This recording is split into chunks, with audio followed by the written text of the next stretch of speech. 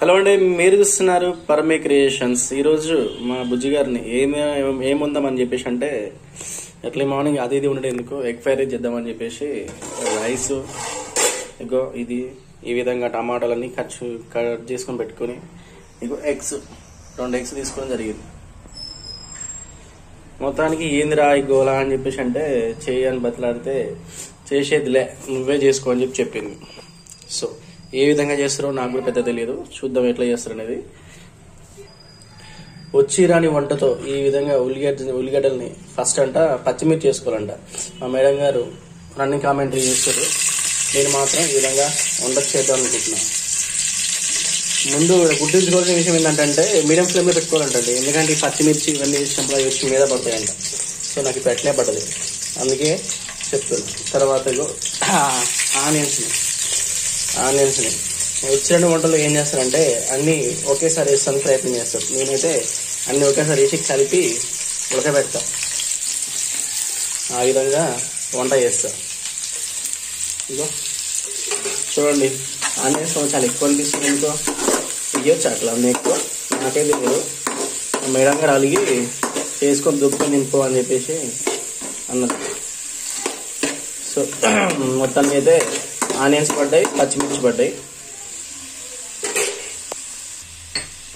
Gas మంచి medium ఫ్లేమ్లో పెట్టుకొని ఈ విధంగా కలుపుకున్న మొత్తానికి ఆనియన్స్ని.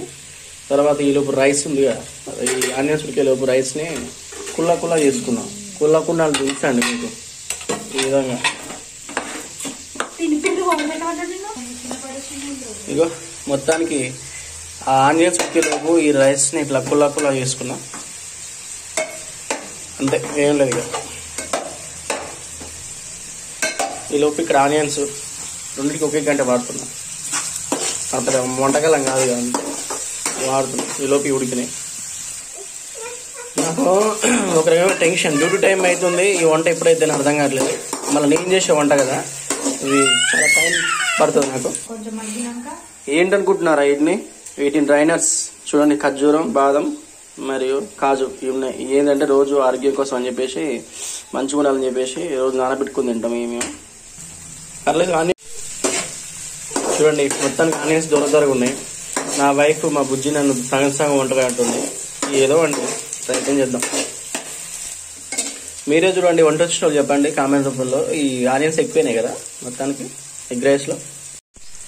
మొత్తానికి ఆనియన్స్ ఉడికినాయి. తర్వాత ఈ టమాటాలను ఈ ఆనియన్స్లో కలుపుకున్నాం. అయితే ఈ ఆనియన్స్ ఈ టమాటాలు బాగా ఉడకాలంటే ఇలా కొంచెం ఉప్పు వేసుకోవాలంట.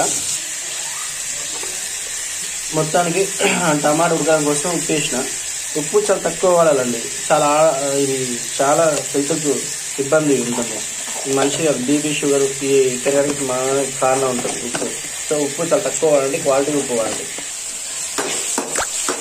మొత్తానికి కలుపుకున్నాం. మొత్తానికి టమాటా అయితే మంచిగా ఉడికింది. తర్వాత ఎగ్స్ వేసుకుందాం. ఇప్పుడు పసుపు వేసింది. పసుపు చాలా ఆరోగ్యకరం, యాంటీసెప్టిక్ మరియు యాంటీబాడీ అనే మంచి ఉత్పత్తి చేస్తుంది. సో పసుపు వేసుకోవాలి. తర్వాత కొంచెం అల్లం వేసుకోవాలండి. వేస్తాను చూడండి ఒకసారి. ఎగ్స్ కొడుతుంది. కొందరు ఎగ్స్ కొట్టి నీకు భయపడతారు, కానీ మా బుజ్జి అసలే భయపడతారు. టక్కున వస్తుంది అందులో. చూడ ఒక్క దెబ్బ కొడితే ఎగ్స్ పగిలి అలా పడాలంట. అది నాకు చెప్పింది, కానీ నా వల్ల కావట్లేదు. అది ఎడ మీద పడుతుంది భయం అంతే నాకు. చూడండి ఎంత ముద్దుగున్నాయా ఎల్లో. ఎగ్స్ ఉడికేలోపు ఈ రైస్ని మంచిగా కలయబెట్టుకుంది, మంచిగా ఏది లేకుండా. మొత్తానికైతే ఇలాంటి రైస్ చేస్తున్నాం మేము. తిట్టకండి గాయస్ ఈ వీడియో చూసి. అన్ని ముచ్చట్లు పక్కన పెడితే అల్లం వేసింది, మంచం ఎగ్ మొత్తం కొట్టేసింది నా వైఫ్. యాక్చువల్ నాకు ఎగ్ ఎక్కుంటే ఇష్టం, కానీ ఇది మాత్రం మొత్తం కొట్టి పడేసింది. చూడండి ఏం లేవాలి తినేకి. ఎంత బదిలాడినా నా పిల్లలు మాత్రం పెద్ద గుడ్డు ముక్కలు ఉంచలేదు, దాన్ని నలగొట్టింది. అది దూరాడుకోవాలి. ఇప్పుడు నేను అన్నంలా కారము మసాలా రెండింటిని యాడ్ చేసింది. మొత్తానికి మసాలాతో పాటు ఇది వేసింది, మరి ఏందో నాకు తెలియదు. దాని పేరు గరం మసాలా అంటారు. దాన్ని ఏమంటారు? దాన్ని ధనియాల పౌడర్ అంటది. ఈ వీడియో చూసి మీరు నేర్చుకోవాలని కాదు, ఏదో నేను చేయాలని చేస్తున్నాను అంతే. ఇందులో మంచి ఫైనల్ టచ్ ఫ్లేవర్ కోసం నిమ్మకాయ పిండింది, బాగుంటుంది పుల్లగా. అది పులిహోర గ్రేస్ కూడా తెలియదు ఒకసారి. ఫైనల్ గట్టం అన్నం వేసి కలుపుతుంది. దగ్గర గంటగా వచ్చింది ఈ వంట చేసేసరికి. మనం తిని డ్యూటీ పోతున్నా తినకుండా డ్యూటీ పోతున్నా అనేది నాకే తెలియదు. చూడాలి. తినిపోతే మాత్రం తిట్లు పడతాయి నాకు మాత్రం. ఏమో చూద్దాం ఏమైతే అనేది.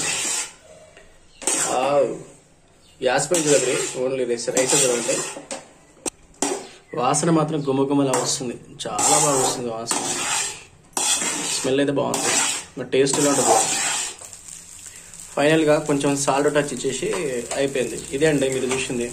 సో ఇది మీకు నచ్చినట్లయితే లైక్ చేయండి. ఇది మీరు వంట చూసి నేర్చుకోవాలని కదా, ఏదో నన్ను మన వైఫ్ వంట చేయమంది కాబట్టి నేను ట్రై చేస్తున్నా. నాకు దానికోసం వీడియో తీసి. Thank you very much. తిట్టకండి. బాయ్.